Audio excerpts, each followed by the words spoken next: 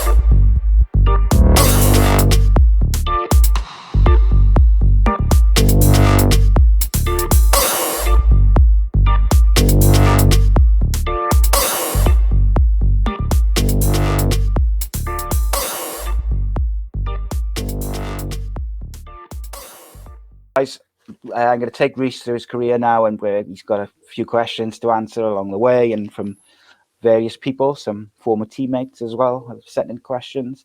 But just before we do that, just a couple of quick little plugs. All our podcasts and interviews are available in video format at youtube.com/Ace Podcast Nation. Please subscribe. That's the quickest and most effective way to support the show and the channel. And then we have our audio podcasts at Apple Podcasts, iHeartRadio, TuneIn Radio, all the various podcasting platforms and apps. Every Monday, 7 p.m, live on YouTube and Facebook, we have the Andy Campbell Championship Show, where we break down all the championship games from the previous weekend. We talk about the biggest stories in the football world from the previous week, and we have a lot of fun doing it. So join us in the live chat for that, and obviously the replay and the audio go up straight after as well. Okay then, Rhys. So the people have been quite kind to you in terms of the questions. So we'll leave the questions which the people have sent in kind of towards the end. But what I like to do with most of my shows, but particularly these where we're going to talk solely kind of about your career and stuff, is really just for you to kind of tell us a bit about like where you were born, your upbringing, and how you kind of got started into football, really. Okay, that's a tester in itself. That's probably the hardest question I have tonight, to be honest. So I was born in Kingston upon Thames in Surrey. I went to school locally. I actually started playing rugby before I started playing football. Played at 4 years old, went to Kingston Rugby Club, started playing rugby there. That's my dad that got me into that. And then started playing football, properly playing football around about the age of 8, I would say. So I guess in modern day terms, fairly late. So I used to play football Saturday, rugby Sunday for a number of years until football switched to a Sunday. And then playing county football for Surrey schools. That was when I was scouted for Arsenal when I was 11. So joined their schoolboy program, we'll call it. There was no such thing as an academy back in the early 90s. So schoolboy program. And then continued my education, ended up getting a scholarship to the FA National School at Lilleshall between the ages of 14 and 16. So I did my studies alongside playing, and then came back from there in 1997, age 16, went and did my apprenticeship at the Arsenal, and then kind of went from there. It's a very brief synopsis of my kind of my backstory of how I started playing. It was just through love of sport, effectively. Never really dreamt of playing football as a career. Just almost happened organically through playing a number of sports, and just happened to have a reasonable talent for the round ball. That was all. Yeah, again, like you said there, the academy programs which are in place now at all, professional clubs, particularly, the Premier League, the Championship, League One, are very different. I mean, saying that even down to the lower leagues as well. I know, like the Welsh League have got a couple of my older and my youngest boy play for a Welsh League side in like the academy system, and it's run as professionally, and the coaches are as good as the ones at Cardiff City who are, pushing for promotion to the Championship, allegedly. But obviously, yeah, the academy system has changed a great deal from the 90s to now. What do you think are some of the biggest changes generally? I just think it's the environment these young players are subjected to. I mean, we used to train twice a week up at the JBC Centre at Highbury, and that was after school. It was an evening. But now it's a way of life for these young players, these young lads. From the age of 7 and 8, they're kind of inducted into this program, this regime, and they're taught to be.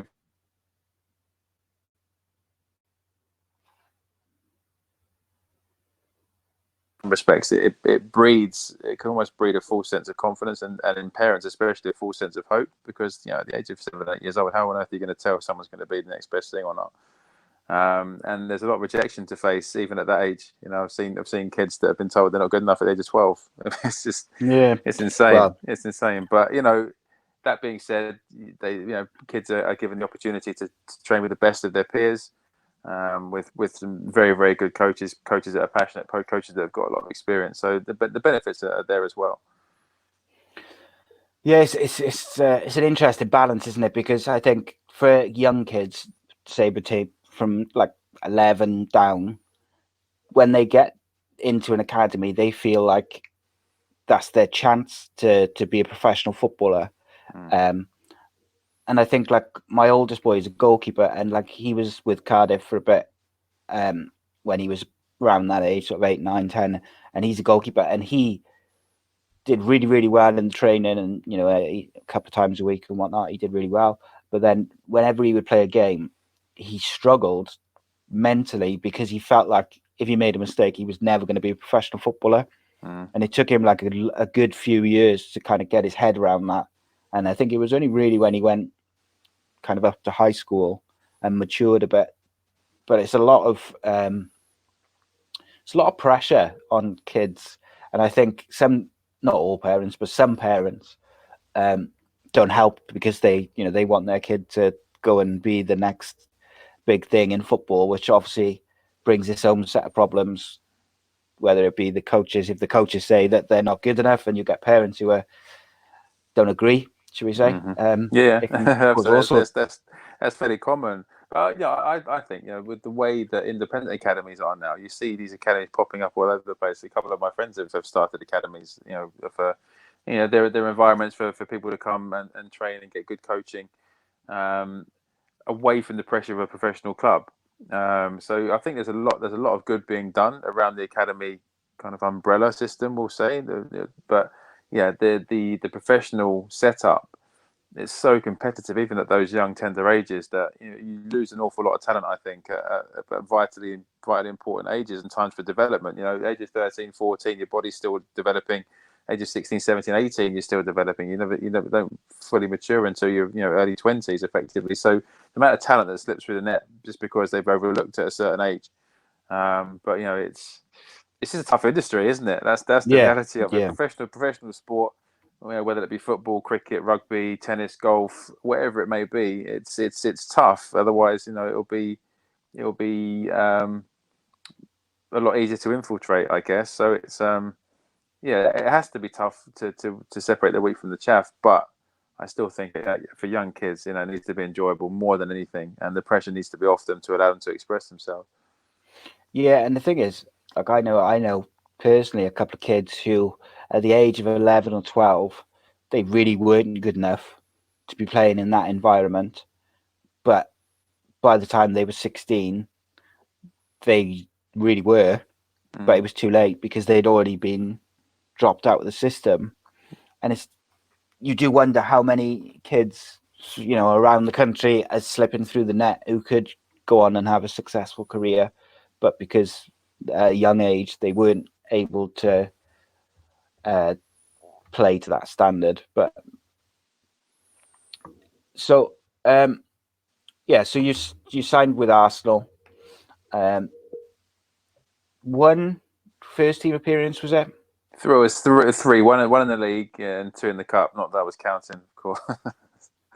Were you an Arsenal fan growing up? Yeah, you kind of by association, yeah. So from the age of 11, of course, throughout my formative years, I was training with them twice a week. You get an Arsenal coat and a couple of bits of gear to wear from the club as well. It's you do feel part of it. So it's very difficult not to get sucked in. Oh, just been raided and attacked by my 3-year-old. Hello, little one. You got a banana, have you? Should you not be in bed by now? Where's mummy? Go and get mummy. Mummy is up there. Is she? Do you want to go upstairs and get mummy then for me? No. What do you mean, though? Right. So what chance you got? It's 8:30. She rules the roost. She rules the roost. The boss. Yeah, she's the boss. 1 second. Sorry. No worries. It's all right. All right, I'm back with you. Kind of. Well, she's climbing my feet. Cool. No. So I was going to ask you is, obviously you made a couple of appearances for the first team at Arsenal, which must have been, that's obviously the aim as you're coming up through the academy, is to make those first team appearances. How did leaving Arsenal kind of come about? I think at that stage it was right on the cusp of when a lot of squad players were made up by foreign players. Arsene Wenger had come in and was introducing that more frequently. So whereas in previous seasons, youngsters were given an opportunity to come in and sit on the bench or at least travel with the 18. That was becoming less frequent, and I think I've done reasonably well. I think I think I give myself a fair chance to at least throw a marker down to show what I was capable of. But I was never going to play regularly. It took me until about a year and a half ago when I had a conversation with someone who said, who was at Arsenal at the same time as you, and I kind of reeled off these names and went, well, no wonder you found it quite difficult to break through. I mean, it was the best back four Arsenal had in living years, in living memory. So, so the reality was, Cardiff under Sam Hammam and Alan Cork, Sam was looking to create a team built around young Welsh talent. So he'd obviously made contact with the club. The club had entertained the conversation. Arsene Wenger called me and said that there'd been an interest from a club. Would I be interested in considering it? Of course, at that age, I was just turned 20. So I needed to go out and play competitive football effectively. Met Sam. Sam and man had a good chat with him, and then it was decided that was the route to go down. So it was mainly the ambition and the passion that Sam showed to try and convince me that was the right move to do. Because Cardiff were in the old fourth division at that day, so what, League Two. So going from nice comfy bubble at Arsenal to the fourth division, it wasn't an easy transition to make. But that being said, it was an opportunity that I felt that was right at the time, and I went for it. So that's kind of how that came about. Yeah, I wonder how many players who are like 19, 20 now, who are kind of in that same position, would drop down that many divisions to play first team football. And I do think that, and I think that's a massive problem with football generally, particularly in the Premier League, is that there's too many players comfortable not playing. The difference is, and I mean this with the greatest respect, the money now is so different. I have to be honest with you. If I was earning a considerable sum of money at Arsenal and I was asked to go 3 divisions lower, would I have considered it? Yeah, it's different story. It's different. It's a different story altogether. So it wasn't a difficult decision based on finance. Finance wasn't even a factor for me to consider when it came about moving to Cardiff. It was about what's the opportunity, will I play, can I develop? But I think on the flip side now, you get 18 years of age, you're earning 20, 30, 40 grand a week. The prospect of going to train at Lane Rumney. Well done, darling. The prospect of going to train at Lane Rumney and watch your own training kit isn't quite as appealing, But for me, the time was right. As I said, 20 years old, hadn't really kicked a ball in anger. It was an opportunity that I couldn't afford to turn down, in my opinion, at that stage. Whether it's the right decision or not in terms of my career longer term, I think it has to be. I played a lot of games for Cardiff, and it really helped me to mature as a player. I learned an awful lot, and had a lot of wonderful experiences as well. So in that respect, it was the right decision at that time for me. What was it like adapting from like the kind of academy system, or the just on the brink of the Arsenal first team, to then playing like in the fourth tier with Cardiff? Well, it mattered. It mattered. That the difference being is that no matter how important you feel you are at a club, when you're not playing for points every week, it's only you wanted to win, and your development my development, shall I say, at Arsenal was all about how do I progress. It wasn't about playing for points, and to be perfectly honest with you, if we lost the reserve game, it was a case of not ideal. How did I play? What was my personal performance like? But when you go into a competitive environment, you've got journeymen, the likes of Jeff Eckhart in there, people that had been around, seen it, done it, and you know that you're now in an environment where results matter. So the biggest thing for me was about growing up and taking responsibility for your own performances, because if you didn't play well, it wasn't a case of, oh well, never mind, there's always next week. It costs you points, and it has a huge impact on the club. So I think the biggest change for me was going into that competitive environment, and also a degree of pressure, coming from Arsenal, regardless of how I featured or not. Coming from Arsenal to Cardiff, there was always going to be a bit of a tension, so I had to deal with that as well. She's playing with an Etch-a-Sketch. I'm talking to someone here, hun, yeah?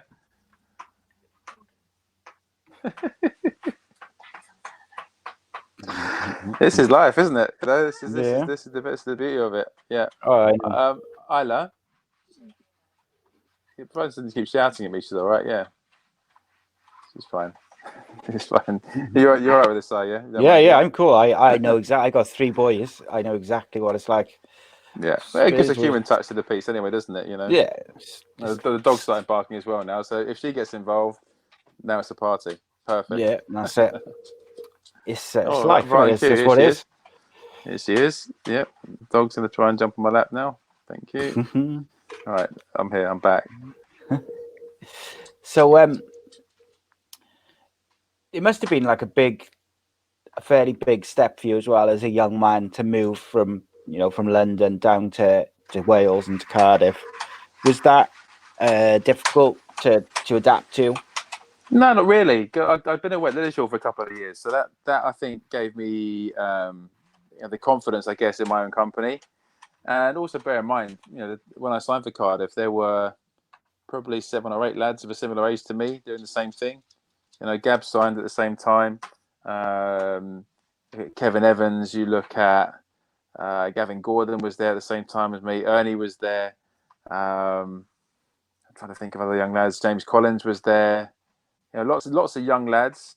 People that I'd met them in the under-21s as well, which also helped. So having your own place and being responsible for your own space, that's one thing. But I felt like I was fairly well equipped to deal with that, and I never really had any issue, to be honest with you. Settling in, living on my own was quite refreshing, actually.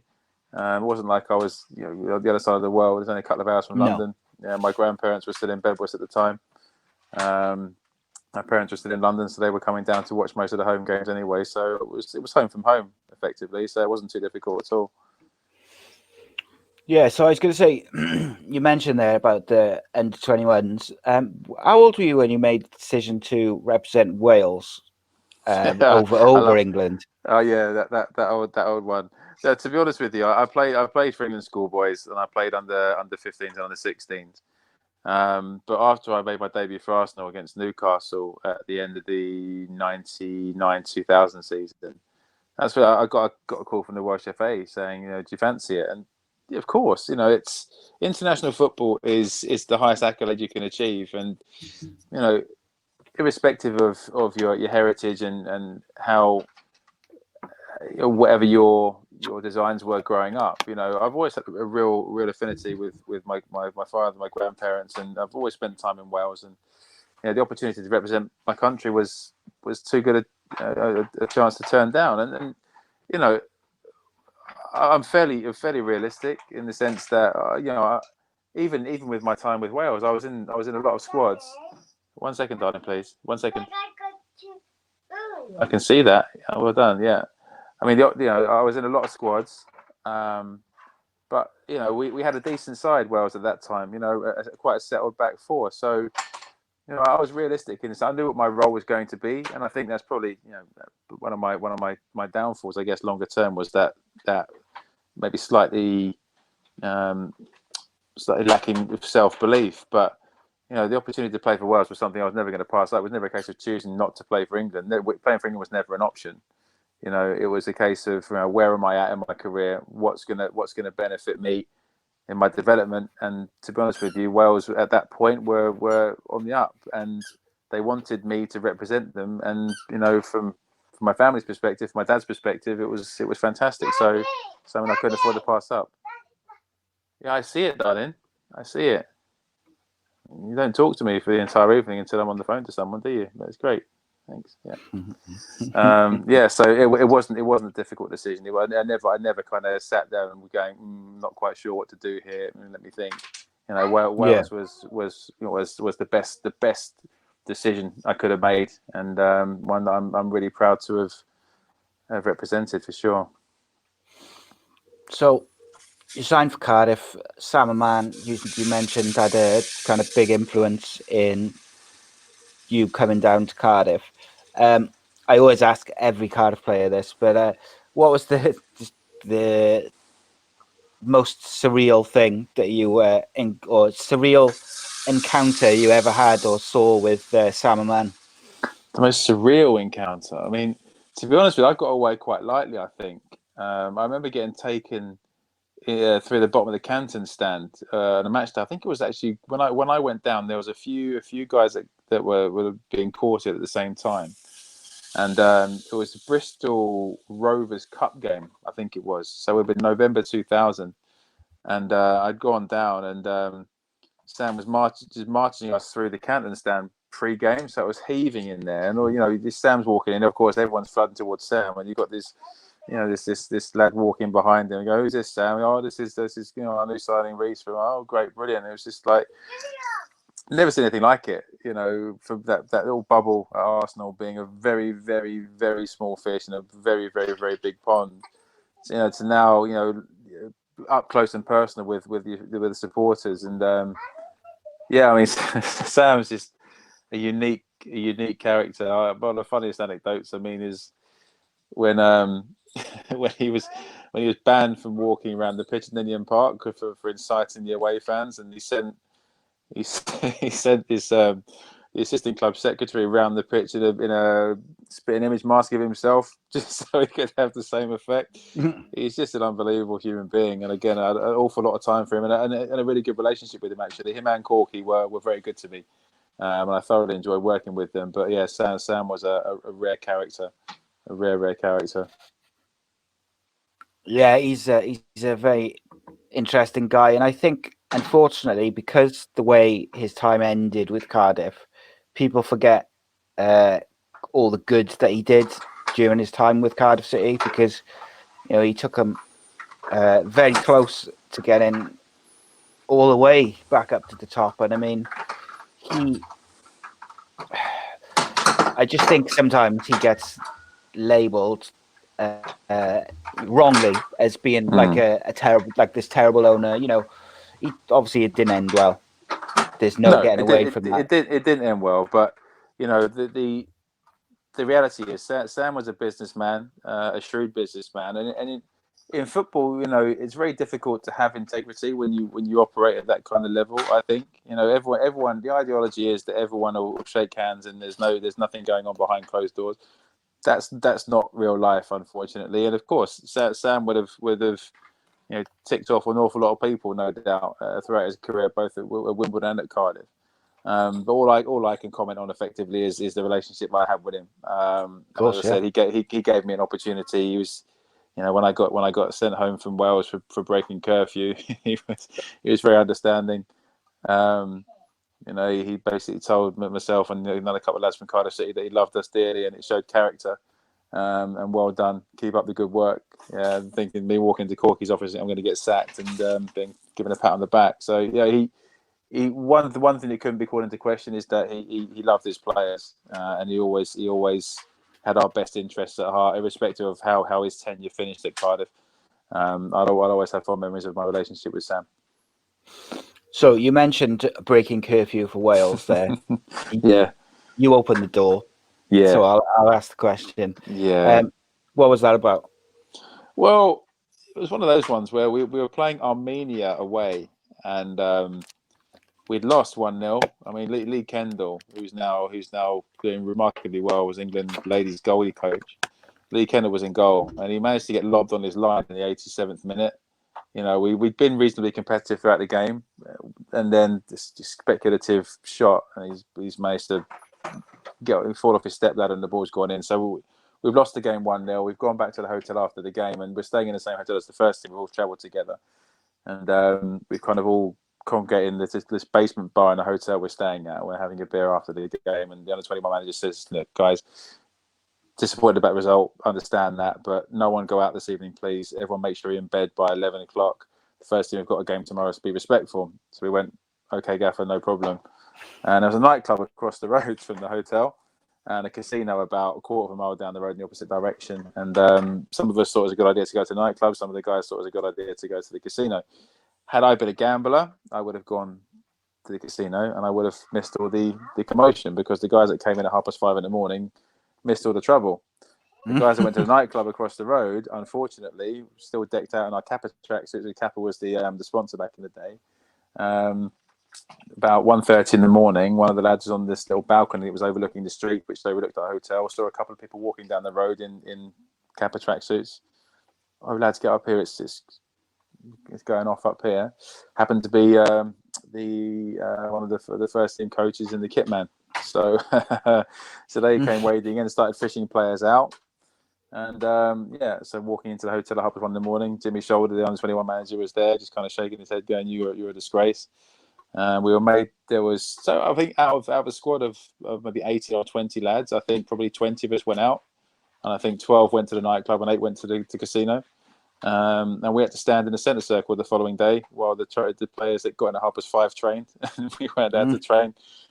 Got back to Cardiff, I think must have been on the Sunday night. We were due to play a game on the Tuesday down at the Vetch Field. And on the Monday, I had a team meeting. We were sent back to our clubs with our tails between our legs. So, not great. But, these things happen. Boys will be boys. And that, dare I say, that was the culture back in the day. It was, a beer after a game was pretty much the norm. But I think it would have been more sensible to avoid going out.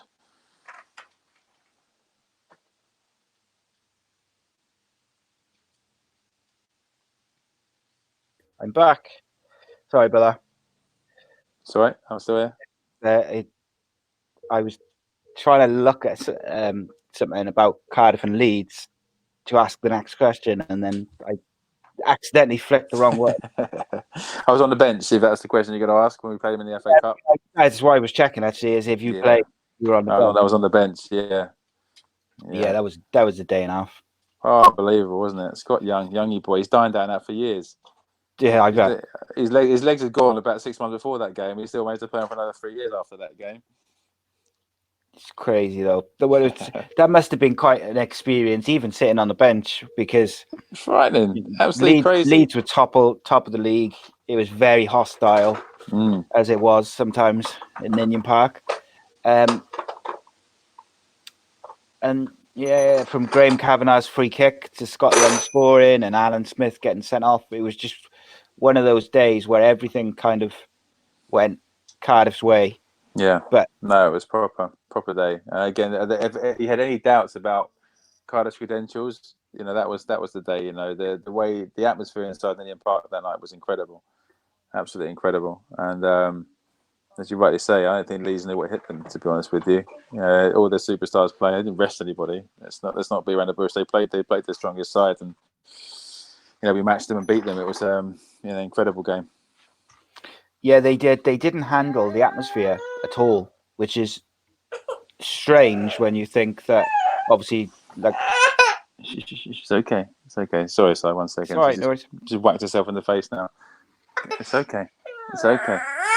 All right. Okay. All right. You're okay. You're okay. Come here. Come here. Come and sit here. Come here. Come and sit here. Come and sit here. Come on. You're okay. Oh. Right. Here we go. You're okay. There we go. You're all right. It's fine, darling. Go to mummy. Go give mummy a cuddle. Give mummy a cuddle. Come on. This is carnage. Good girl. Go with mummy for a minute. Just poke yourself in the eye, hon. Come on, good girl. Take it upstairs. Take it upstairs with you. Or normally she's in bed by 7 o'clock, and we're sipping chamomile tea at this stage. Yeah, but it's not the case at all. She runs things around here. I'm not going to lie. Yeah, it's kids, isn't it?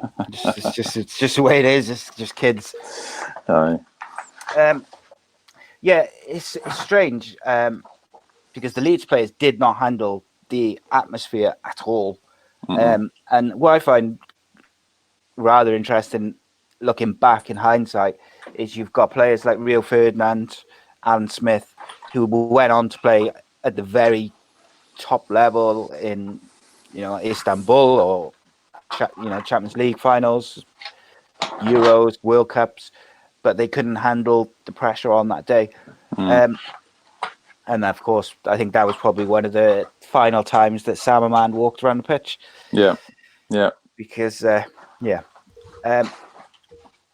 so if you were on the bench, you didn't have to run off the pitch when all the fans came onto the pitch at the end of the game. No, I was straight down the tunnel out of the way. Yeah, just a swift exit. Wait to congratulate the boys when they came in. Absolutely, yeah, get out of harm's way. Yeah, did not fancy being on the pitch when those guys went on. Not a chance. Yeah. They so there must have been quite the party that night, just because of the size of the victory. I'm trying to think. I'm sure we went out. I can't remember if it was a Saturday night or not. I can't remember what day it was. It was Saturday evening. Saturday evening. So yeah, invariably we would have gone out. Absolutely. I honestly cannot recall anything specific about that evening. But if it's true to form, then it probably involved a trip to town and a couple of friendlies just to mark the occasion. One would imagine. Yeah, I was just looking at the side which Leeds played. They had Nigel Martin in goal, Danny Mills, who's Andy Campbell's not a fan of, Jonathan Woodgate, Rio Ferdinand, Ian Hart, Kelly, Bowyer, David Yeah. Batty, Jesus, Robbie Fowler, Viduka, Yeah.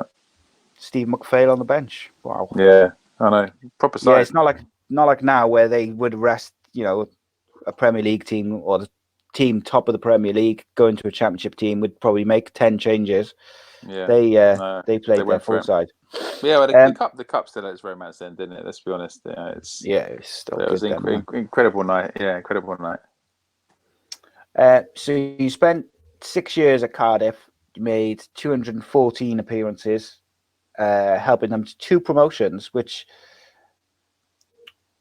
taken, like we said towards the start of the show, when you went to Cardiff, you dropped down from the Premier League or the First Division, if it was that. Then I forget when the Premier League come in, but down to the 4th tier, and then to take Cardiff up 2 tiers, but by the time you left is quite the achievement, and to be part of something special like that.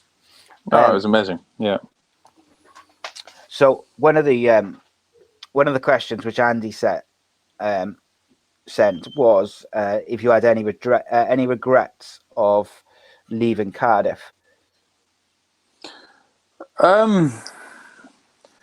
Regrets is a tough one for me because I think a lot of players often bemoan bad luck about how their careers sometimes go, and I take full responsibility for the choices I made. But that was one choice that wasn't my own, to be honest with you. Funny enough, someone else asked. Sorry to interrupt you.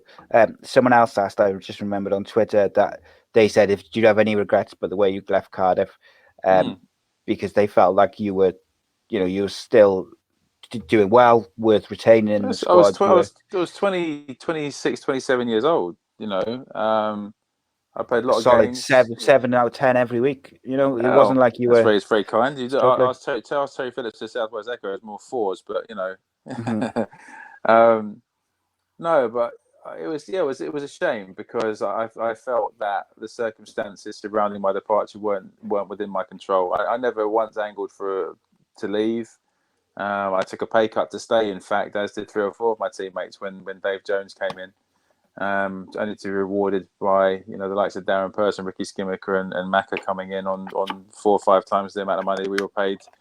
So you could see that the writing was half on the wall at that stage. But yeah, it was a real shame to leave in the circumstances that I did. So I think in any club, if you can leave on your own terms, you've done all right. But I don't feel like I was owed anything. I'm not one for nostalgia, saying, well, I've been a wonderful servant to the club, therefore I should be treated a certain way. It doesn't work like that. I realise that football's a commodity-based industry, but I just felt potentially that there were doors closed for me that could have potentially been opened elsewhere, and I wasn't the master of my own destiny for a short spur of my career. So regret, no, because again, these things happen, and I had some wonderful times at Cardiff and memories that will stay with me forever. But yeah, had I been given the chance to stay, absolutely, of course I would have done. I still had a year and a half left on my contract, so but it was one of those ones where it almost became untenable with the management, and c'est la vie, as they say. Who was the manager there then? Dave Jones. Yeah. Mm-hmm. I every time I introduce, I couldn't speak then, Andy to the show, I call him David Jones's favourite son because he's not a fan. Obviously, Dave didn't fancy him as a player, which it is what it is. But I think, like from Andy's point of view, he feels that he was disrespected a little bit and Yeah. maybe they clash personalities. Yeah, it would have been a personality clash. It would have been just somebody with a hugely inflated opinion of themselves, and somebody that was, I think, a very lucky manager. He was lauded for the job he did at Cardiff City, but you have to understand that the squad of players that he inherited and the people he was allowed to bring in. You look at that team. Look at that team that got to the FA Cup final. You're not talking about. He's not scraped the barrel and No. wheeled a team out and go, well done, Dave. You've done an incredible job. He's a marquee player at his disposal. And And he it's still very didn't difficult. No, still didn't take him up, and he still didn't no. win anything. No, but it's difficult because I can't talk objectively about it because it's going to sound bitter. I'm not bitter at all. I'll talk can about assure it. you that. Yeah, no, it's fine. I'm not bitter about it in the slightest. I just I don't think it's a personality clash. Cams will no doubt agree with me in some capacity. Just if you weren't his player, then he had no time for you. That was the reality of it. There was 4 or 5 of us that were quite clearly surplus to requirements in his mind before he'd even kicked a ball when he came in. I still played a fair amount of games under him, but he obviously wanted to go in a different direction as his prerogative as manager. But yeah, it was just a bit of a shame to leave the club that I had so much enjoyment out of without really an opportunity. To say farewell to a lot of people. To be honest with you, it just kind of happened quite swiftly. And yeah, not to feel that I still had a lot more to give, effectively, but it is what it is. The other thing which Andy asked is, what was the best goal you scored in your career? He's teed that up as well magnificently. Do you know what? I only scored 4 in my entire career, 2 at Cardiff. And I scored in consecutive home games, believe it or not. I scored against Tranmere and I scored against Peterborough. And Cams will tell you, well, if he remembers, obviously he scored a fair few more than I did in my career. But the goal I scored, we beat Tranmere 4-0 at home, and it was about the 89th minute, and we'd gone on a breakaway. And I was fairly fit back in the day, and for some bizarre reason, I decided to take a gamble and join in the attack. And Cams was using his pace and down the left-hand side, cut inside, and got absolutely smashed in a challenge. He's rolled the ball tantalisingly across the 18-yard box for me to come in and side foot into the bottom corner. And I saw it. I showed the young kids that work for me at Brentford.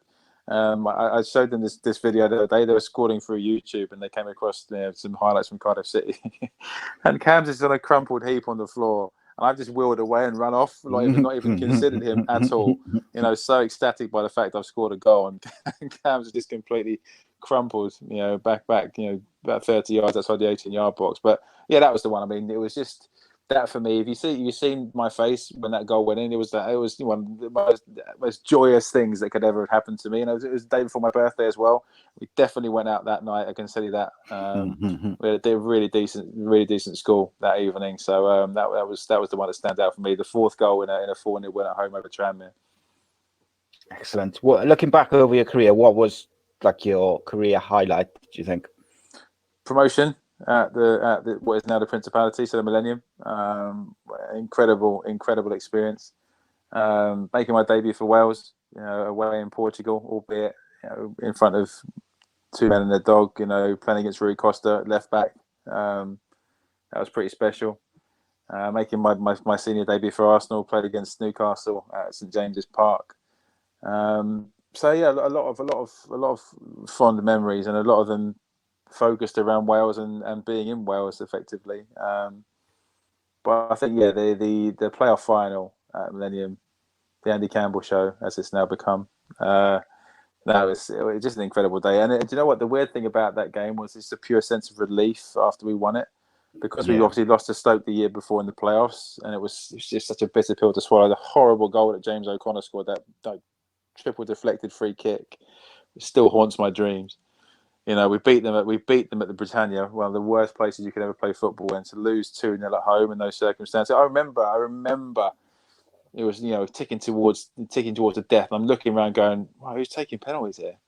That's exactly what I was thinking. We're 1-0 down, there's moments to go, and then James O'Connor bangs that free kick, deflected off the wall. Neil has no chance, and then there it goes. But yeah, the following year, the pressure we played under was quite significant because we'd invested, we'd shown that we were capable of competing, and then to go again, actually get to the final. We managed to scramble our way past Bristol City, which wasn't the prettiest two-legged affair, but we got there by hook or by crook, and then to beat QPR in the way we did at home, effectively in the Millennium Stadium, was incredible, absolutely incredible. That must have been so strange playing like in a stadium that size, but effectively being the home side after playing at Ninian Park all season, because I was there, but it was surreal because it was this massive 70,000-80,000 person stadium, but the majority of the people there wanted Cardiff City to win, and you had like a small little pocket of QPR fans. The last thing which Andy actually sent me was, he said the fastest he ever saw you move was after his goal. He said you got to the corner before he did. Yeah, well, I come off a cramp, you see. I come off a cramp standard about 65 minutes. Gary Crofty come on for me in the second half. So I kind of, my race was a run.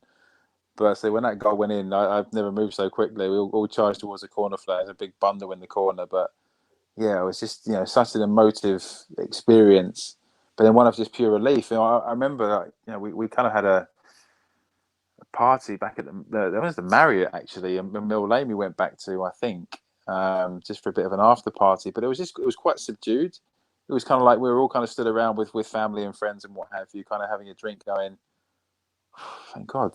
To me, it was just like, we've got there. That I think all the pressure that we'd felt during the course of that season. Obviously, pressure is relative, of course, but from a Cardiff perspective, Ninian Park can be a tricky place when expectations high, and if you're not quite delivering, it can be an unforgiving place, to put it mildly. So to get through and to play under the pressure that we were feeling towards that stage of that season, to win it was just incredible. Yeah, I think it had been building, hadn't it, for a couple of seasons, even before the Stoke loss the season before, that where we'd come close and we would miss out on playoffs, or just sort of not quite get over the line, and then we got and lost to Stoke, and then we got to the Millennium Stadium, and the time's ticking away, and you're thinking it's going to happen again. And Tom Williams missed an unbelievable chance as well, if you remember, for QPR. They would have killed the game off in normal time. I just think when it went to extra time, though, I felt that we had the momentum. I think that the atmosphere was as such that I think once Tom Williams missed that opportunity, that I think that it was kind of half written that we were going to do it. But it was to the wire, wasn't it? Let's be honest. You were there. You said yourself. I'm not sure if you'd have enjoyed it or not. To be honest, I did not. I enjoyed the night out afterwards, but I did not enjoy the game whatsoever. It was one of my best nights out ever. That was still outside the City Arms at 5 o'clock in the morning. Brilliant. There you go. Okay, so you released by Cardiff with a year and a half of your contract to go, which is, I don't think that would happen in this day and age. No, I mean, because release. Not. I mean, there was a negotiation that happened between myself and the club. It wasn't. I didn't walk away from 18 months. Effectively, there was a deal that was brokered to get me out the door swiftly. Effectively, so I didn't go penniless. Let's put it that way. But as I said, I could have by right stayed put, but to the detriment of my career, I don't think Mr. James would have played me, barring an epidemic. I think I would have quite happily been just ticking over and watching the months go by. Yeah. So you went from there and you travelled to Norway to sign with Viking Stavanger. FK. So how did that come about? Because that was Roger Johnson, actually, bizarrely. I mean, again, without bleating too much about it, I talk about doors being closed for me. I didn't get a particularly glowing reference from the management team either, which didn't help with me moving on. A couple of teams in the Championship that were half interested, but when they inquired, they were told, under no certain terms is he the person for you. So it was one of those ones where it was, yeah. And I'm a lot of things, but I'm not a bad egg. You know, Yeah. I'm not difficult. I don't bitch and moan. I don't make things difficult for people. So to be blackballed unnecessarily was quite difficult to take. And I think my teammates, I think they empathised a little bit with me. And Roger had, from his days at Wycombe, one of his coaches had gone over to Stavanger, had lived in Norway for a long, long time. There was also the Egil Ostenstad connection between him and Dave Jones. They obviously worked together at Southampton. So it was a case of, do you fancy going to Norway for a few months, helping the team who are struggling? The remuneration seemed fair. It seemed like a reasonable opportunity to go and do something a little bit different. Yeah, and at that point, I was quite kind of half interested. Playing in the top tier in Norwegian football wasn't to be sniffed at, given what I was looking at in the UK. So I went there, but unfortunately, the week after I arrived, the manager that brought me there was sacked.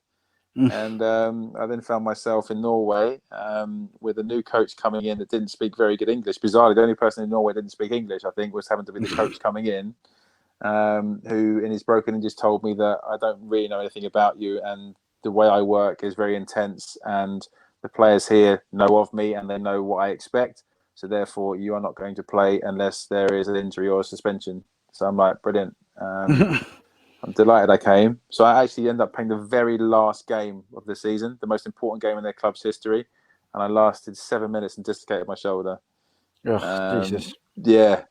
But the team bizarrely, right? So the way the Norwegian league works is that the bottom team or bottom two teams go down, and the third bottom team goes into a playoff with the team finishes third in the division below.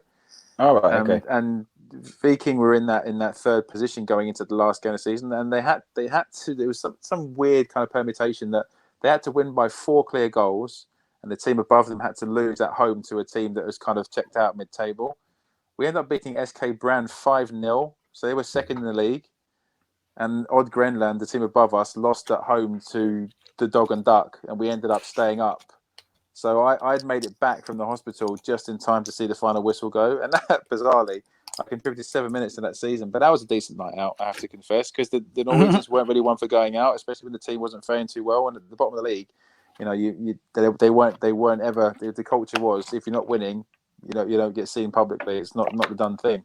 So I didn't even have a decent nightlife when I was over there, with the exception of the last game of the season, to which I contributed 7 minutes of nonsense. But yeah, again, questionable decisions. No one else's fault but mine. Do you regret going there, or do it just didn't work out and that's it? You can crystal ball stuff, isn't it? Had I gone there, had I played 10 games in the 3 months, I probably would have stayed. And you've seen nowadays, especially, British players abroad often attract attention, and whether that's coming back to the domestic game or moving elsewhere. Ideally, I would have stayed. One or two of the clubs that had shown an interest in me, I would have gone to, had circumstances been different, of course. But that wasn't the case. I made the choice. It made sense financially to do it at that point, and also I felt it was an opportunity. I didn't go with that. I'd been over to Norway. I'd been to a game. I'd met the coaching staff. I'd met the director of football. I'd seen the surroundings. So it wasn't a case of going there blind. Yeah, it's a very affluent part of Norway, Stavanger. It's the oil capital of Norway, and a team that should have been doing a lot better than they were. So for me, it was an opportunity to go and hopefully have an impact. If I felt that if I did well in a short space of time, then I could have kicked on. But again, circumstances conspired against me, and it's what it is. So do I regret it? Yeah, maybe. But the alternative at that given time was sit tight and hope for the best. And I wasn't really up for that, to be honest with you, because as I said, it almost become untenable for me at Cardiff with the regime there. Yeah, just going back to the fact that they kind of blackballed you a little bit, or they did. I think that's really poor form, because it's kind of like, right, if you don't want me, that's fine, but like, don't stop me from going elsewhere. Yeah, it's not a fan of that, I've got to say. No, but do you think it was because it was to the championship sides specifically? Maybe, yeah.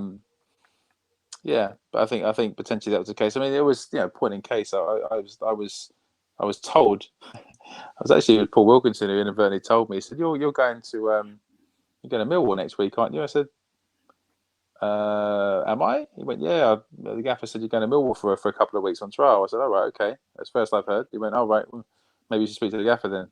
So I went, "Right, okay." And I said to him, "So what's that about?" He said, "Yeah, you're going to Millwall want to have a look at you." I'm right. Okay. Do I have a choice in the matter? Not really. Okay. So I turn up at Millwall, and on the same day I arrive for my 2-week trial, inverted commas, they signed Mo Ross right back.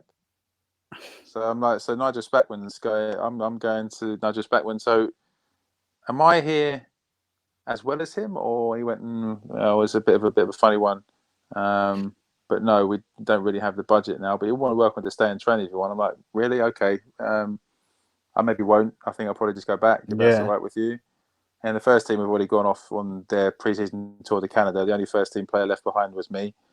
So it was one of those ones where I just kind of like, what the hell's going on? Yeah. So there was just stuff like that, unnecessary stuff that, it's character building in hindsight, when you look back at it. And I think, in life, these things will certainly benefit in certain decisions that are made, and in other aspects of professional life, it will certainly stand me in good stead, I'm sure. But at that point, it was quite challenging. Yeah, I can imagine. And to be honest, it's quite it's unprofessional, isn't it? From his side, and I'm sure there's other stuff which you haven't mentioned and discussed, but just the couple of things which you've just discussed, it's kind of unprofessional and needless as well. Yeah, but if you don't. But you're the thing is as well, with respect, you're only going to get my side of the story. David Jones ain't going to come on here and justify his actions, and this is my perception of it. He may have seen it completely differently, and therefore he may give you a different account of things. This is just how I perceived it. Again, it's going to be slightly biased in my favour, of course. But yeah, I felt a lot of it was unnecessary. I felt that. Some of the criticism and some of the unnecessary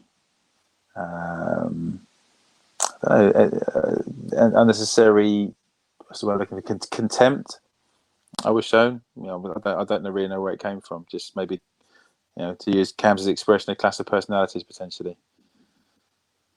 Strange, but like I say, it wasn't just you.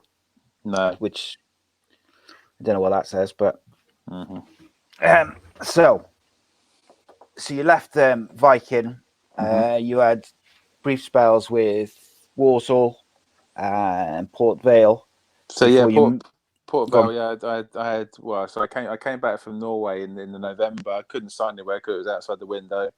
I trained with Yeovil, which was great under Russell Slade. Actually, I really enjoyed that. It was the closest I could get to home, so I was travelling to Yeovil every day to train from Cardiff, which was which was a bit of a schlep, as you can imagine.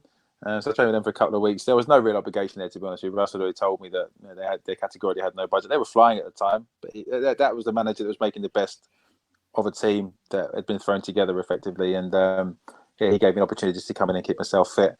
And then I went to Port Vale then from February to May. So I played 15, 16 games for Port Vale, and then went to had 3 years at Warsaw in the end, from 2007 to 2010.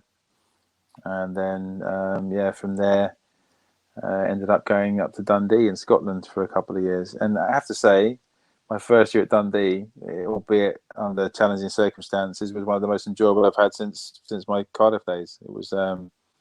It was the dressing room. The lads up there were second to none. It was brilliant. Really enjoyed it. Yeah, so you captained them to second place, was it in the second season? Division? Yeah, in the second season. Yeah. So was it? You mentioned there the first season you had up with Dundee was challenging. Anything in particular, or just generally? So we went to administration. So we deducted 25 points in October, so we were minus 8 points after 10 games.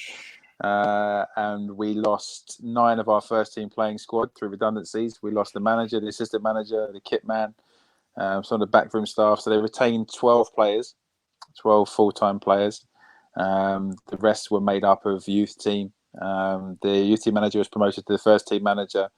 And there was a little loophole in Scotland where you can use trialists for 3 games on a non-contract basis. So we just had the stream of trialists coming through. Every they play 3 games, they'd go off. Next year would come in. We went 23 games unbeaten and stayed up with 3 games to spare. Yeah, had we not been deducted those points, we would have romped the league. Would have romped it. Incredible. But just I mean the club was a week away from going out of business. Effectively, Dundee. It's the whole club, the whole community rallied round, and we did a very small part on the pitch. But we're facing a winding up order from the HMRC, and so it was just an exceptional set of circumstances. I think if they decide to make a film about it, it'd be well worth watching, because some of the it's like any given Sunday stuff. Some of this big Rab Douglas lost his mum during the course of that season. I remember we were on our Christmas do, and we went to Edinburgh, and we were in a karaoke bar in Edinburgh, and obviously a few pints down, we were in a huddle in this karaoke bar, and every single player is just going around saying a couple of things about the season, and Big Rab just had everyone in floods of tears, saying how much he loved his teammates and how much it's meant to him this season. The guys played in the Champions League and played in the Premier League for Leicester, but the camaraderie we had in that dressing room was unbelievable, and that transposed onto the pitch. And again, to go 23 games unbeaten with 12 seemingly first team regular players was an incredible achievement, considering injury, suspensions, everything else. Yeah, so you had the difficult first season, then you've moved. You've finished second in the first division the following season as captain. Yeah. Why did you leave the following May? Why did I leave? Well, some of it was down to personal circumstances, to be honest with you. Going through some personal stuff, and it just seemed the time was right for me to move on. And I was so I would have been 30, 31, maybe 2012, start of 2012. Yeah, 31. It was just just the right time. I'd agreed. I have to say, I'd agreed to leave Dundee before they were promoted by default. So they got promoted because Rangers got demoted, effectively. So it was only 1 up in the Scottish Championship, 1 up, 1 down. Yeah. So Ross County stormed the league. They won by 12, 13 points. We finished second, which was a disappointment given how we'd played the year before under those circumstances. But then I'd agreed to leave after that point, and then retrospectively Dundee were promoted because Rangers went out of business, effectively. So I'd already agreed to move on. So I potentially would have stayed on at Dundee for another year, maybe, had we gone to the Premier League by on merit as opposed to by default.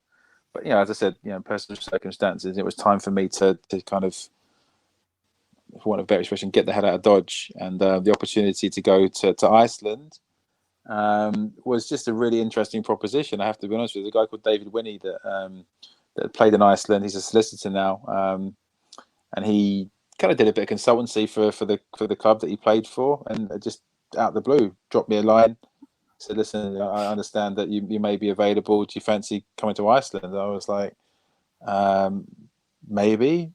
What do you reckon? And he kind of talked to me about it, told me about the culture, about told me about Reykjavik and everything like that. And again, I went over there and I fell in love with it. And I really enjoyed it. I really, really enjoyed it. And again, it was short lived, because the team, again, maybe it's me actually. It's me, but it's the team I went to. So I was, Icelandic football is semi-professional in the main. So I was full time. And we were 7 points behind top with about 6 games to go. And the hierarchy decided that because I was their only full-time employee, they felt they needed to start getting their ducks in a row for the following year, because they were planning not to be in the Champions League the year after, and therefore couldn't afford to keep me. I was signed a 2-year contract. I've been here 6 months. Why? What's going on? It's one of those. It's one of those things. Sorry.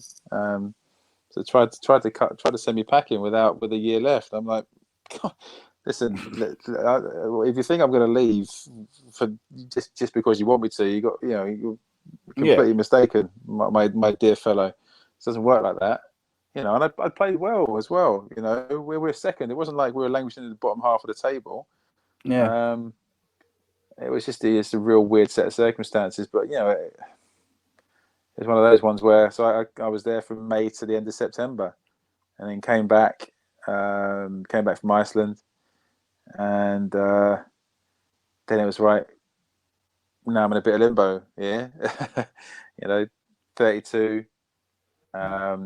Been off the radar for 6 months. Effectively, no one knows anything about Icelandic football. If I'm being honest with you, in terms of where that compares to, I went and trained with Barnet for a few weeks. They were having an R-ing, and then told me I had no money, which was a pretty standard response at that time. And I got a call about, do you fancy going to Malaysia? It's like, Malaysia? Absolutely not. No, I don't. I don't fancy going to Malaysia. I'm going to just sit tight for a few weeks. And then as a few weeks went by and the phone wasn't ringing off the hook, Malaysia started to look a bit of an interesting proposition, to be honest with you. The only downside was I kind of met my now wife 2 months prior to me going to Malaysia, so that was challenging. I went with her blessing, but we were 2 months in, and that was tough.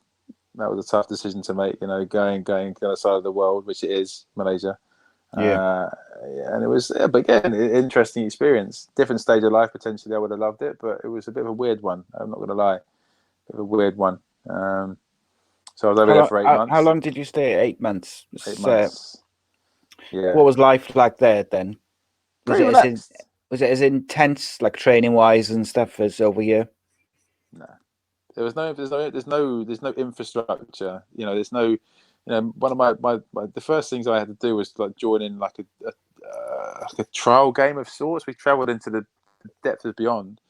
We played this game, and I just remember thinking, this is so weird. It's just such a weird kind of setup. And then they'd have open trials where you just have like 60, 70 people rock up and just put their boots on and have a game. And the coaches on the touchline looking at us going, he's not bad. And I'm going, wait, is this actually for this team? And they say, yeah, so we're going to see who's the best team and we'll bring them into our team. It's just lunacy. How can you have an open trial where they just rocked up on their mopeds, whacked on their boots, and if they do well, they could probably be starting the following week. It's lunacy. I mean, so yeah, but I felt like I had quite a positive influence on the team I was there. They made me captain again, which for a Westerner was quite rare. Okay. But again, the hierarchy was very weird. So the team I played for, the governor of the region was kind of the chairman of the team. And then there was a general manager and the coach. So the coach was a guy called David McCreary, who used to play for Man U and Northern Ireland. Yeah. So that's the reason I went over there. His son's an agent. His son did a lot of work in Iceland. That was the connection. That's why I went.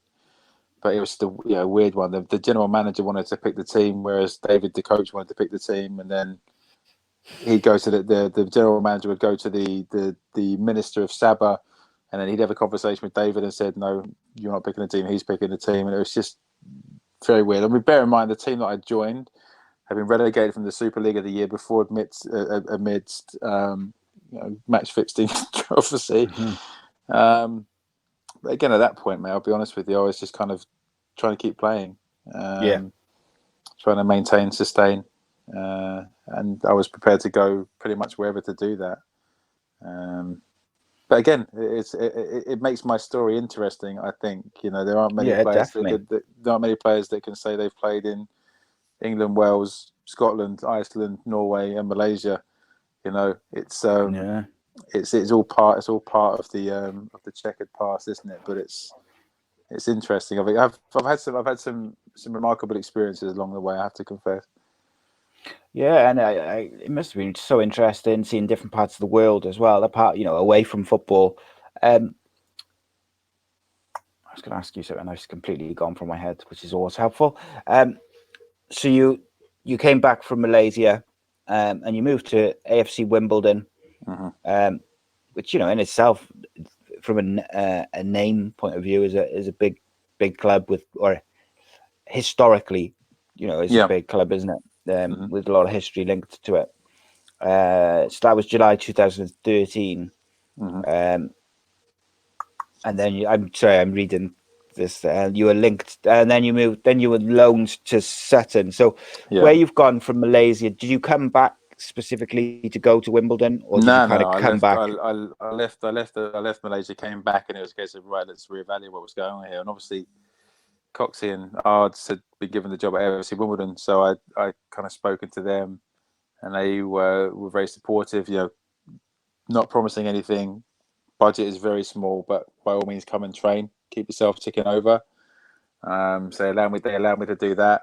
That then turned into the whole of pre-season. I went on the pre-season tour with them, and then with the support of like a third party, they found the means to give me a short-term deal. And again, I knew to be honest with you that I was going to play a supporting role that season. I came in late to the piece. Neil had already got his squad in place effectively, but in fairness to him, he looked at me and said that you actually you're fitter than I thought you would be, and you've still got a bit about you that I didn't necessarily know you'd had. So therefore, in terms of a squad player, it'd be great to have you around. That for me was fine. I knew that I was playing was going to be limited, but I kind of backed myself to do a job as and when called upon. I think I played 8 games that season, but unfortunately, I developed chronic tendonitis in my knees over the course of a number of years. And the reason I ended up going on loan to Sutton was at the back end of 2013. I couldn't train. I had Ledley King syndrome. I was literally hobbling around in training, couldn't function. So I spoke to Oz and he said, "Look, just take a month away from training, do some work with the strength and conditioning coach, try and let your knees settle down, then start bedding yourself in gently in January and get back into it." So I did that. I took pretty much December to try and let things settle down, and then I spoke to Ards and said, "Look, what are you thinking?" He said, "Look, you've been out of it for a month or so. What do you reckon about going to get some games?" And at that point, a friend of mine was manager at Welling.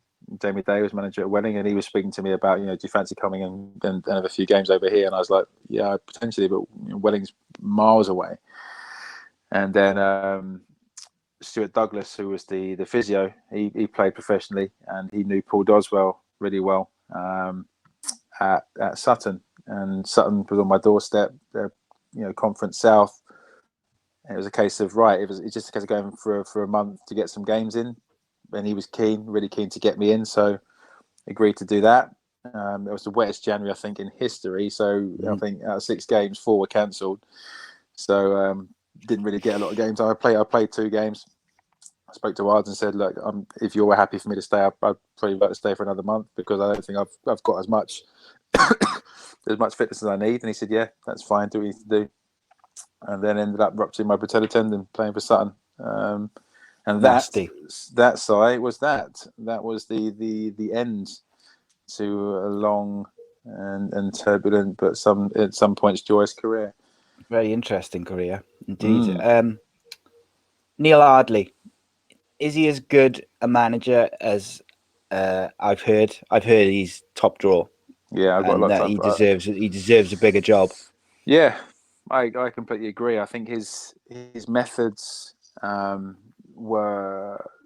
I felt, and I spoke to him openly about it. Even when I left FC Wimbledon, we kept in touch. I saw him just before Christmas actually, but I felt that his methods and his approach to football was far more in keeping with Championship and above. He's very scientific in the sense that he's not one for flogging players.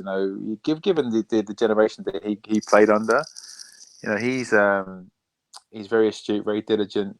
He does his research. He knows the game inside out. Tactically very aware. He did a remarkable job in turning the Cardiff City Academy around. He came in as head of the academy, and obviously then got his first kind of bona fide job at AFC Wimbledon. Also, behind the scenes there, brought the academy up to a level, as well as managing the first team. got them promoted, did a great job. And he went to. I know why he went to Notts County. He went to Notts County because they're a bigger team with a bigger fan base with respect to Wimbledon and a bigger budget. Yeah. Obviously took over when they were languishing at the bottom of League Two and unfortunately took them down. But they're knocking on the door of the playoffs this season. And I think if he can make that breakthrough and get them back into the league, I think you'll see that his stock will rise again quite quickly. But he's him and Coxey, actually. They've got a great nature. They're a really good combination. And I played with Ards at Cardiff, obviously, and Coxey, but working under him as a manager was really enjoyable as well. He's been linked with the Cardiff job a couple of times. I think when Russell Slade either left or came in. I wouldn't be, if he keeps going the way he is, I would quite like to see him back at Cardiff. Myself. I think it'll be tough for him to get the job from Notts County where they are at the moment. But if he can get them back into the league, I think then he'd be certainly worth a look for sure. Given some of the appointments we've seen over the last 5 or 6 years, it wouldn't be the most surprising. Yeah, I can't even get in. I can't even get into it. I can't tell Cardiff because I'll keep you here for another 24 hours or something. So that's your football career, or your playing career. Ever thought about management? No. Don't interest you at all? No, it hasn't. You saw the job that Andy Campbell did for, I think it was West Auckland, and thought, no, I'm all right, thanks. Kept playing himself, didn't he? What charge he got? Yeah, well, no, I mean, I've got a huge amount of respect for people that go into management and coaching, but it's just not for me. I mean, if anything, it's a bigger sacrifice than playing. It's just longer hours. It's more time away. I've got, if you've heard my daughter in the background, I've got a young family that I want to spend time with, and I love football, I do, but my time being involved in it on a playing side day to day is well and truly done. I've made peace with that. I don't pine for that life anymore at all. And I'm quite fortunate. I now work in football on the other side of the fence, which is great. And I do stuff in the media, which I really enjoy, and it keeps me on the periphery, keeps me involved just about enough that people know that I'm still around, but without actually having to suffer the fate of many a coach and manager going through the mill all the time. Yeah. So, just to finish off, if you're all right for time, I won't keep you too much longer. We'll just go through some of the questions which we have sent in because people sent them in. So, one of the more interesting ones which I saw was Gaz asked. Sorry, my mind went blank. Then I was just like staring into a space of nothingness. Gaz asked if it's difficult as a player to deal with, should we say, vocal criticism or abuse from the stands, or obviously in this day and age, players have got to deal with it from a social media level as well. But I mean, I do feel like your time at Cardiff, you were, what could we say? People were quick to blame you, shall we say? You were like the first port of call sometimes. Maybe that was just Terry Phillips, though. No, I think in the main the Cardiff City fans were pretty fair, to be honest with you. Yeah, of course, wet behind the ears coming from Arsenal and picking the ball up from the advertising hoardings and being told your shit is not ideal, But that's part and parcel. It makes it's character building. Character building, isn't it? Yeah, it has to be. It's sink or swim, and I think once you come to terms with that, and it just becomes noise effectively. You listen, you learn to listen to the opinions that matter, if that makes sense, and I mean that with the most respect as I possibly can. If you didn't rate me one afternoon because you'd had a couple of beers and you felt like abusing someone, it wasn't gonna ruin my day.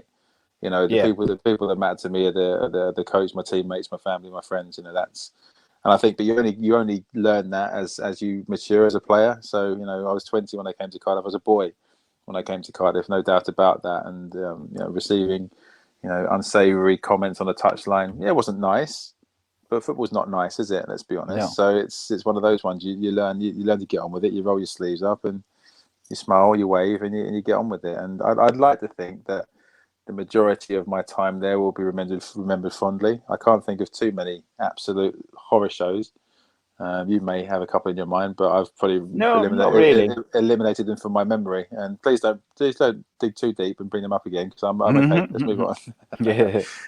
No, funny enough, I said to my father-in-law the other day when I said like you were coming on, and I said I always felt like, in terms of like when we were in the pub or people like, you know, not necessarily in the ground, but just when you're talking about it afterwards, that sometimes you got a bit of a kind of raw deal, or maybe you were the target of blame when there was other players who hadn't performed as well. And as that person said, who sent a question earlier, was you were very often a 6 or 7 out of 10 every week, which, you know, that's someone who's not letting you down on a weekly basis. And I think also I kind of half set myself up for that anyway, because again I look back at what my body language was like, what my demeanor was like on occasions, and sometimes, you know, you are in your own little bubble, and you don't necessarily take the time to look at you. I analyze my performance, but you don't necessarily analyze your demeanor, if that makes sense. And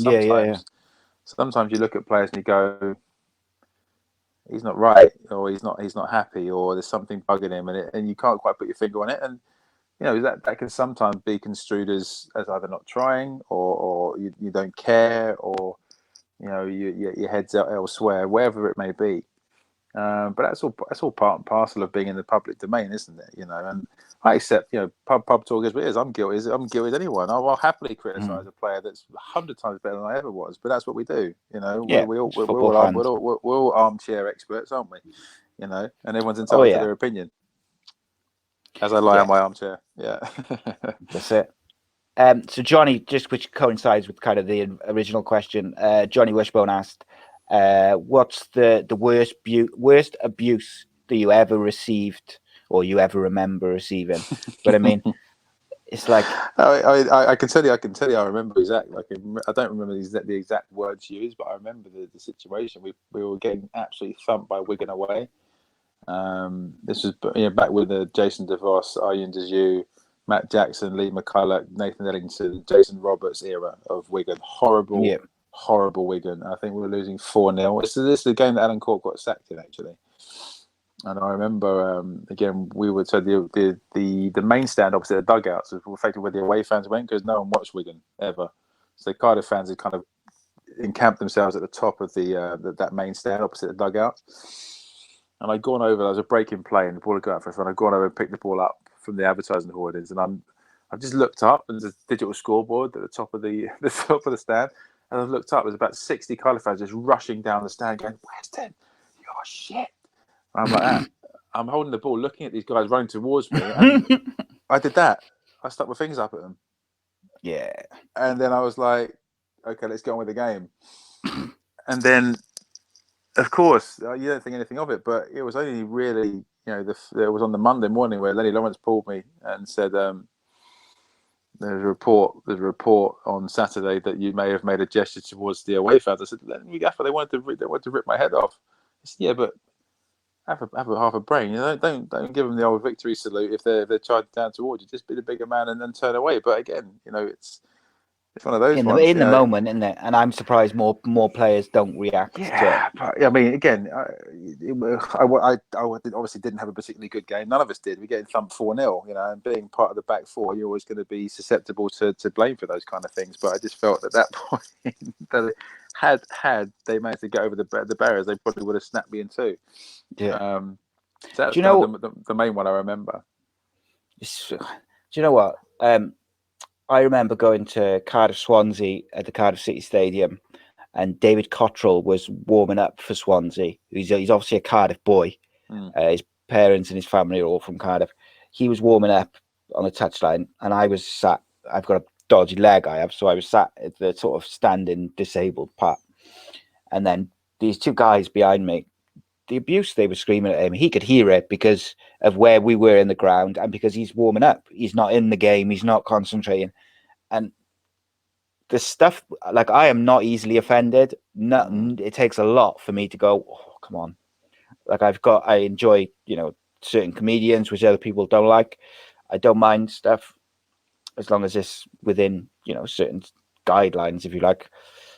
But the stuff they were saying, I was just like, it made me cringe and I was uncomfortable. And that takes a lot.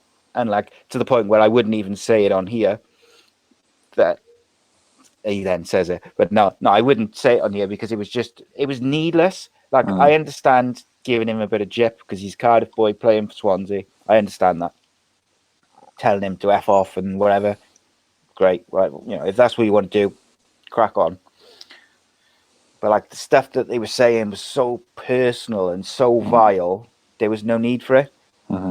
And he kind of just laughed it off. But like, I look at that now, and there's troubles and things that he's had, and he's doing tremendous work with mental health and things like this because of his own issues.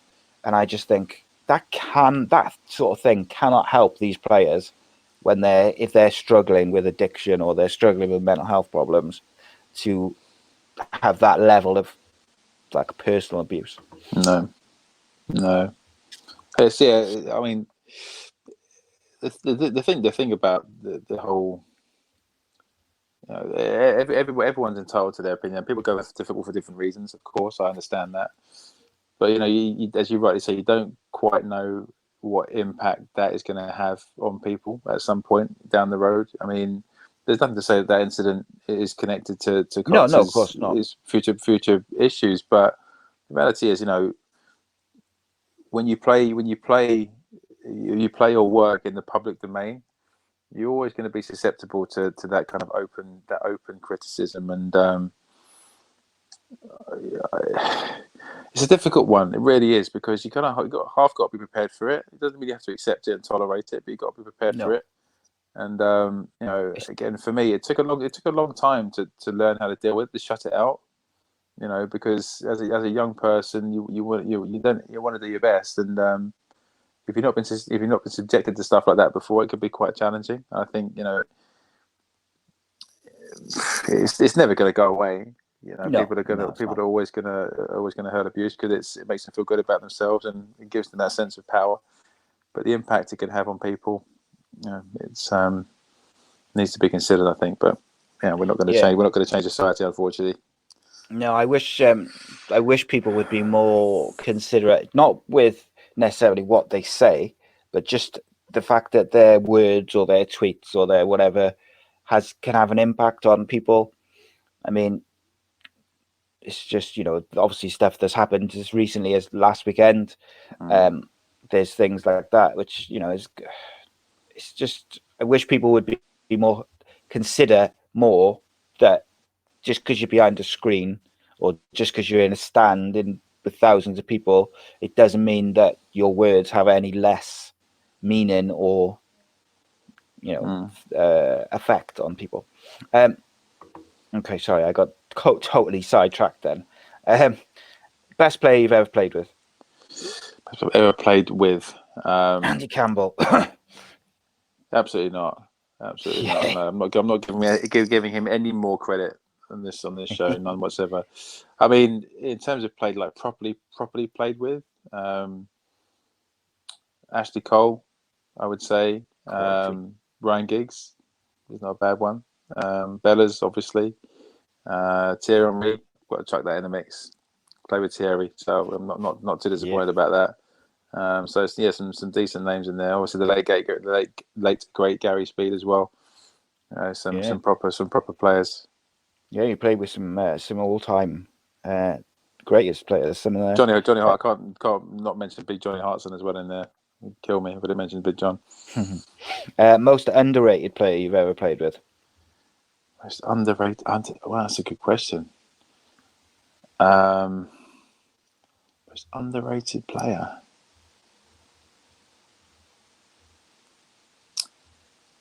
Cardiff. I'd probably go. Maybe again, not just because it's prevalent, but someone like Chris Barker. I think Barks was a fantastic player. He could play left back or centre back, and he got the admiration of the Cardiff supporters. But I think he was a proper player, Barks. Underrated. Mark Delaney, another one, I think. Excellent. Fantastic player. Played for Villa, yes, but talk about 7 out of 10. He was 7 out of 10 every week in the Premier League. We're not talking about in League One here. He he flew was. out. He flew under the radar a lot, didn't he? For Yeah, he Villa, really, even in the Premier League. he really did. He really did. He was a top player.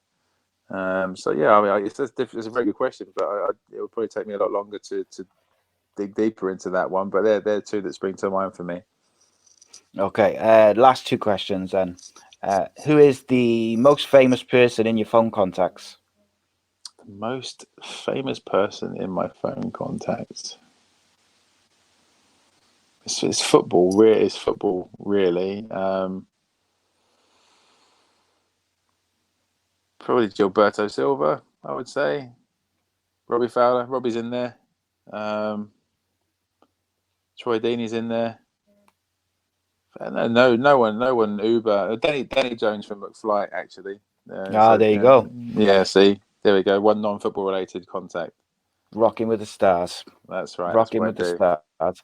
And Richard Lewis, who sent in the other question earlier, which was saying about when you were 7 out of 10, he said, can you tell him who the best player you played against, and can you name your 1 to 11 of all-time best players you've played with? Wow. Yeah, and we'll finish on that question then, because that's taken up far too much of your time. So played against, again, just it's very contrived, but Alan Shearer I played against, which was tough. I mean, one of the toughest people I've ever played against, actually, I have to say, was Matty Phillips at Wickham.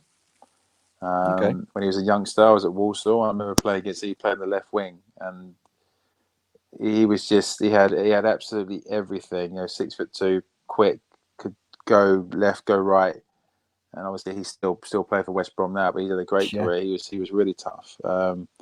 And all-time 11 of people I've played with. Bloody hell. So, I'll take you through the team. So, who's the best goalkeeper you ever played with? Probably Nearly Alexander, I'd say. Outstanding keeper. Outstanding. I think he was underrated by everyone outside Cardiff as well. It seemed to take him ages to get into the Scotland squad. Best right back. Me, obviously. Absolutely. Best left back. Ashley Cole. Centre backs. I'm gonna give kudos to Gabardon and Collins. I think there. Gabardon and Collins. Fantastic that'll do me. Combination. That'll do me. Left wing.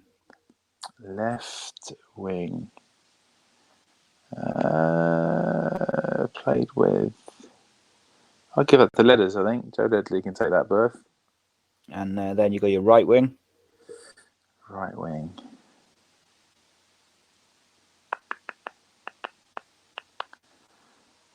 That's a very, very tricky one. I can't remember a right winger. Who played in front of you for Cardiff? No one. Shit. They left you. Yeah, went missing. Who did play in front of me? Langers played for a bit in front of me. Willie Boland played on the right for a little bit, I think, didn't he? He's never a winger. You can never call Willie a winger. No. But he played wide for a short period, I think. What a lad Willie was as well. What a ledge. He got me and my wife together. Did he really? Yeah. Willie Boland, the matchmaker. Who'd have thought? Who'd have thunk it? Cilla Black. Who'd have thunk it? Right wing. That's testing me. That. I'm trying to think now of Cardiff right wingers, and my mind's gone completely blank. It is 5 to 10 on a Tuesday night, so we could be excused. Yeah. Let's come back to that. Right, we'll go back to right wingers. Centre midfielders, 2. Centre midfield. Graham Kavanagh. I'll give the Bulldogs some props in there. He deserves it.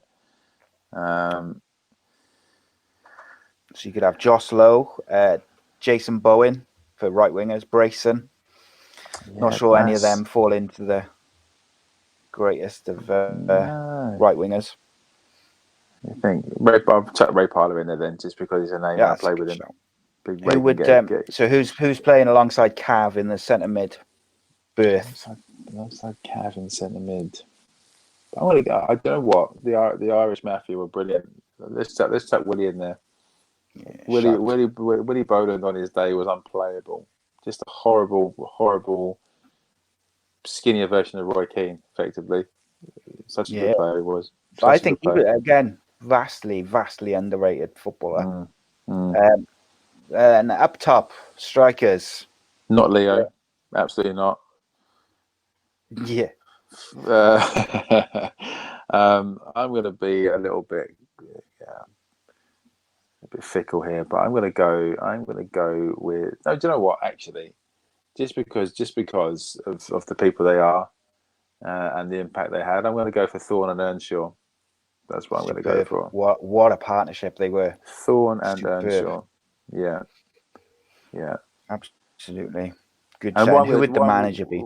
And what I'm going to do also for the right wing berth, I'm going to bring in one of my ex teammates from.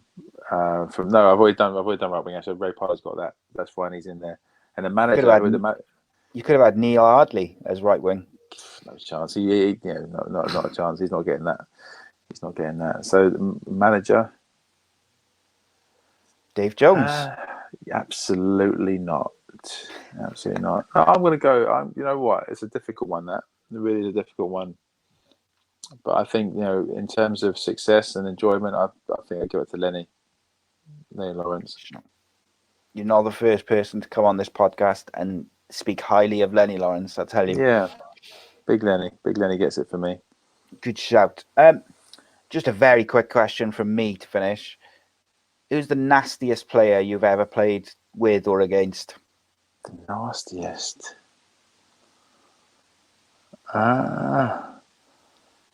Was Vieira there at Arsenal when you were there? He wasn't nasty though. He wasn't nasty at all.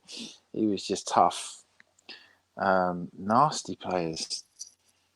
Trying to think now.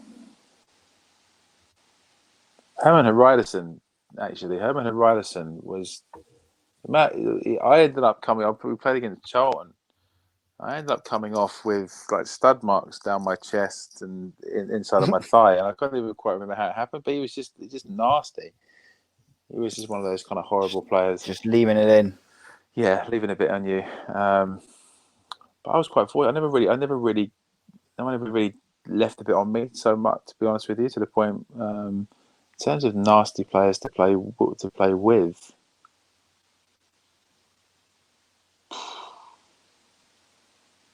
No one. No, there weren't really any nasty players. No one springs to mind. No, not really. That was very pathetic, isn't it? Really, but there's no one I can actually hit nail and go, yeah, him. He was the worst. No, there we go. Fair enough. No, sorry about that. No, sorry. I don't want you to make it up. Rhys, thank you for joining me, mate. I really appreciate it. And obviously, you are welcome back anytime. And if you ever want to join myself and Andy on the Championship show, you are also welcome. I'd rather join you than Andy, but thank you very much. That's fine. When I sack Andy, then I'll give you a call. Please do. So tell the people where they can find you on social media, Twitter, whatever you want to plug. Yeah, well, I say I'm reasonably active, mainly on Twitter. So I'm at Rhys Weston 1980 is my Twitter handle. I don't even know what my Insta handle is, to be honest with you. It's just not great. I do, only because I was joined Instagram this week. It's Rhys.Weston. There we go, Rhys.Weston. There you go. That's how active I am on Insta. And if you want to see pictures of my dog, you'll likely find them there, and the odd picture of me with a mustache. So, yeah, riveting stuff. But yeah, Twitter's where I kind of reside mainly. So yeah, give us a follow.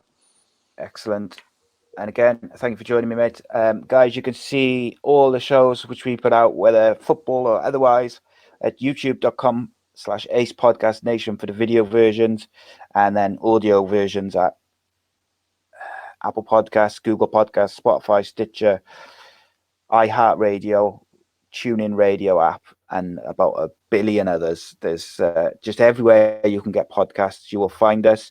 And just to finish, to say, we launched a t-shirt or merch site a couple of weeks ago. It is for the next 30 days from yesterday, which was Monday the 17th of February, 100% of my cut of that is going to victims of the flooding in the Rhondda valleys. So if anyone buys any merch whatsoever, my portion of that is going directly to that. That's teespring.com/stores/ace-podcast-nation. Had to think then. Again, cheers, Rhys. I appreciate it, mate. And Thank you, guys. Thanks for having me. I appreciate it. we'll see you all next time.